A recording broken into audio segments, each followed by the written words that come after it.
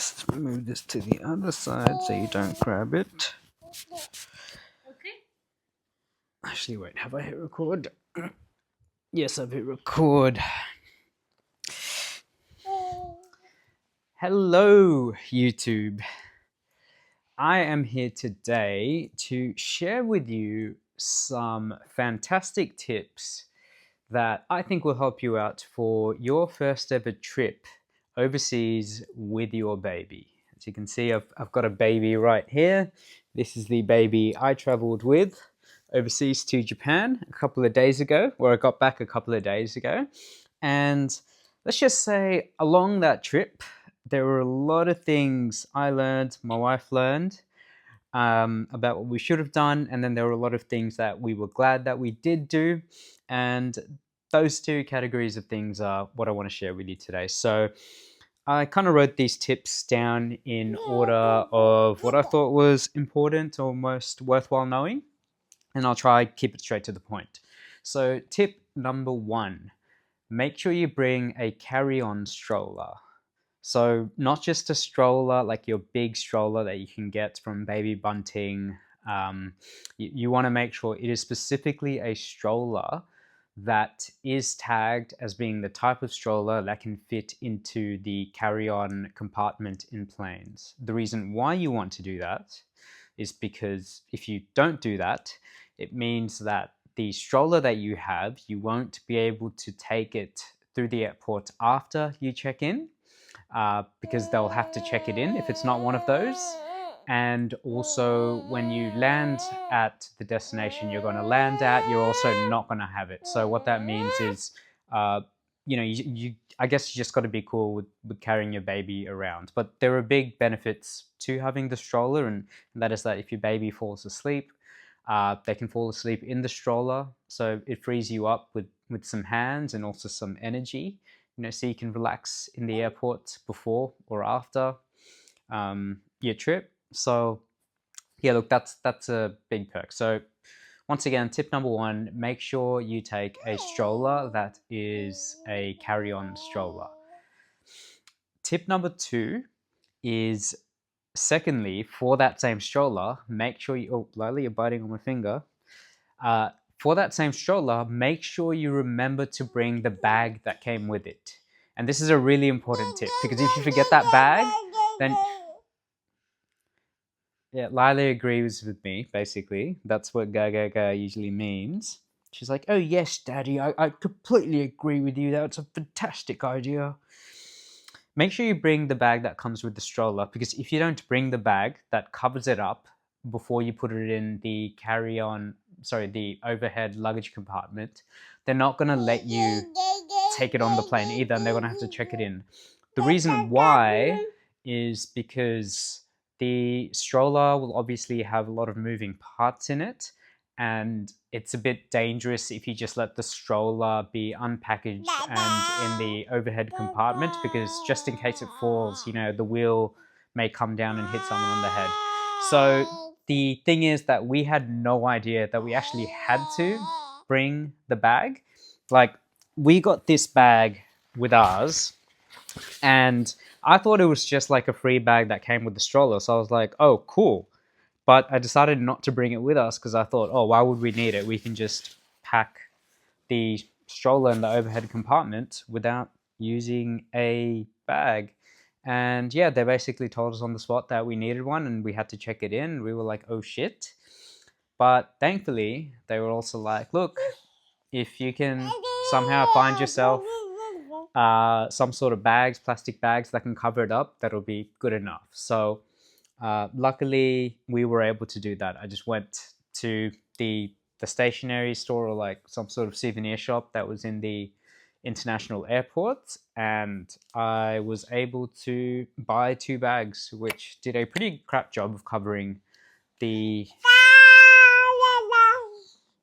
stroller up, but it was good enough and they accepted it. So that's tip number two. Make sure you don't forget the bag for your carry-on stroller. Oh, and also I totally forgot to mention that I the stroller that we got was this $179 stroller from Big W, and I think it was fantastic value for money. Maybe I'll do a video on that stroller later, but we were really glad that we got it. So I'll share the details maybe for the stroller in the description below. Tip number 3, make sure that you bring a backpack, a specific backpack that has straps which you can attach to the stroller. So what I mean by this is obviously you're going to bring a backpack with you that you're going to take out as a day pack every single day, that you're going to keep all your baby stuff in, you know, as you walk around and stuff. But we basically bought a backpack that didn't have the straps that let us connect it to the pram. And what that meant is we would always have to carry our backpack and walk around. And while that may seem like not such a bad thing, I can guarantee you that when you're overseas and you're carrying a baby and you've also got a stroller and you're probably carrying other things, the less weight that's on your back is probably more better and more helpful, and that's what we found. But unfortunately, we made the mistake of not getting the right backpack. So the right kind of backpack would be a backpack that has these little straps that you can basically just click onto your stroller. So we did have one of those backpacks, we just forgot to bring it with us, so it's a bit of a mistake. But that is a very important thing that I recommend, because if you can plan ahead for having less weight to carry on you during your trip, and you can instead divert that weight to making the pram carry it, that will be super, super helpful. Okay, next tip, or mistake number 4 that I made: make sure before the trip you stretch and are completely mobile and have all of your muscles and body completely opened up, because on that trip you may potentially be carrying a 6 to 15 kilogram baby for many, many long periods of time, because your baby won't always want to be in the stroller. There are going to be times when your baby is going to cry a lot and wants to be held. And not only are you pushing suitcases and pushing other things and holding other things, but you're also holding a baby. And you're going to probably move your body in so many different ways, and your body is going to ache like crazy after a while if you are someone that has a very, very tight body. So the main message here is the trip is going to be a very, very intense physical workout as well, which has a good side to it, because you know, I do think it's actually good for your health to walk around with the weight of a baby. But at the same time, if your body is really tight, it's going to be a pain in the ass, and you're probably going to be in a lot of pain later. That was what I experienced a lot of the time. So just, yeah, the tip is just stretch, and stretch a lot before the trip, because it will be a workout. Next tip, bring a full bag of nappies that will last the entire trip. I know this may be hard if you're going for longer than 10 days, which is what we did. So we were able to bring a full set of nappies, which basically ended up being an entire Huggies bag. The reason why I say do that is because you don't want to have to worry about trying to find the right nappy for your baby when you're on the trip. And to be honest, every time we went out to a convenience store in Japan, like a 7-Eleven or Family Mart or Lawson's or whatever, I did keep a lookout for the right nappies for Lila, and I actually couldn't find nappies. So it actually wasn't that easy. So I was just really glad that we had all the nappies we needed and we didn't need to worry about it.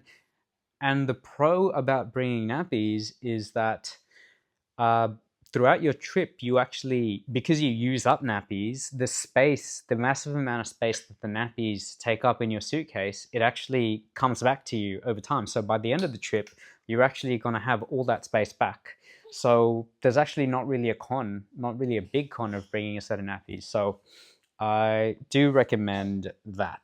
The next tip is just another thing I didn't think about, which I realized would have been so helpful during the trip if we had it, was bring attachments for your pram or stroller so that you can attach things to the attachments or attach things to your stroller. I said earlier that you should leverage your stroller to be able to carry as many things as you possibly can for you when you're pushing your baby, just because it's going to free up your hands. You're going to feel more relaxed. You're going to feel more relaxed when you're walking around on your holiday, not having to carry stuff. So What I mean is maybe like some sort of pegs or carabiners or whatever, you hook them up to the top of your pram, and then now you can hook bags up, bags that you're carrying to it. Or maybe you can get an attachment for a water bottle or a coffee cup, so you don't have to carry that with you as you go, or something to put an umbrella in. Any little attachment can help, that can allow you to connect something else to your pram. I'll see if I can do some research on Amazon, and I'll also link stuff in the video if I think that there's anything helpful. But leverage your pram. Absolutely leverage your pram, because that will make everything just a little bit more easier for you. Next tip, before you leave the hotel every single day, make sure you pack your baby backpack with all the essentials that you need. And for us, every single day, there were really only 4 things that we constantly used. So these were the main things we needed to make sure we didn't forget. First is a couple of nappies. It's definitely good to be conservative and take more than you think that you need for the day. I think for us, like 5 or 6 was easily more than enough. The next thing is baby wipes to clean your baby when you change the nappy. The next thing was a change mat. Typically, whenever we'd find a parent's room, Japan was super convenient. They had parents' rooms kind of everywhere, and they had tables that we could put our change mat over. So yeah, change mat. And then the last thing is I guess plastic bags to put your baby's rubbish into, and then throw that plastic bag away after. So those are the 4 things that were critical for us.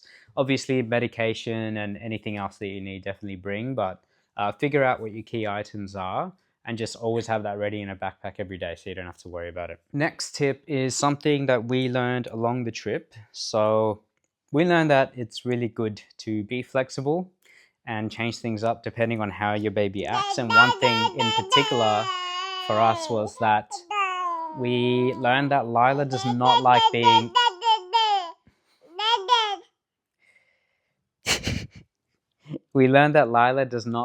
in the stroller at night. So, the first few nights we kind of tried forcing it. We kept bringing the stroller, but every time we'd put her in the stroller, she would cry and then be really annoying. So we decided to just give up on the stroller, because it was just extra stuff we had to take with us. And instead, we took the what's it called? Yeah, the baby carrier. The baby carrier is basically just an attachment for Lila to be attached to me, which I probably should have brought up as a tip as well. Bring a baby carrier, very, very useful and essential for a trip. But the main thing here is be flexible and be willing to change up how you do things throughout the entire trip, just because it will make things a lot easier for you if you are willing to do that. The last tip is pretty similar to the one that I just said, but also different. And it is to set realistic expectations for what you do every single day. Just keep in mind that this is your first trip with a baby. You've gone on trips before with your partner, or it's just you two, and now you have a baby.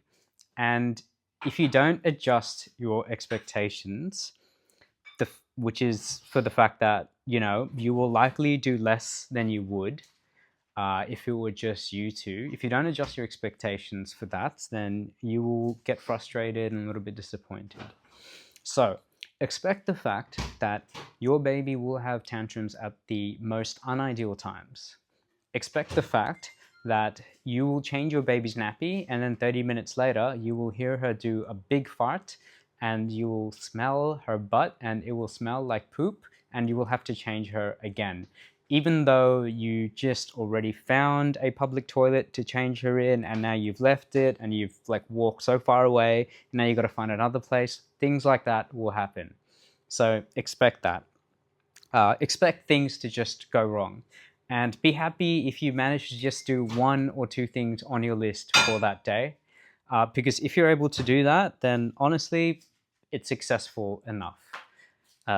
This is your first trip with your baby, and the fact that you were even able to get overseas with your baby is a huge thing. It's a huge achievement, and You should be pleased and happy with that. And, you know, whichever way it goes, you're overseas with your baby. Just make the most of it. Have a good time. And I hope these tips are helpful. Say bye, Lola. Bye, everybody.